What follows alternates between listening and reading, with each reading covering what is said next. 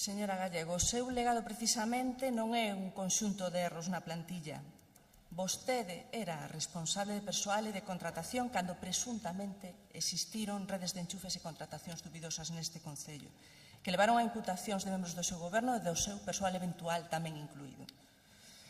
Unha forma de actuar que, ademais, si se poden reír, que lles debe de facer moita gracia. O resto da ciudadanía parece que non lle fai tanta gracia, e a nós tampouco. Por iso estamos aquí, por iso chegamos aquí.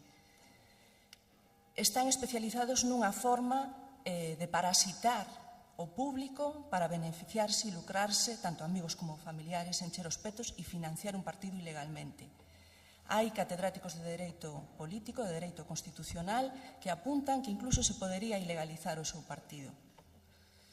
Nós traemos erros aquí e os correximos, e non nos pasa nada por recoñecelos, por asumilos e por traelos a este pleno. Os problemas do seu partido non se corrixen desa maneira. O mellor se soluciona ampliando Soto del Real.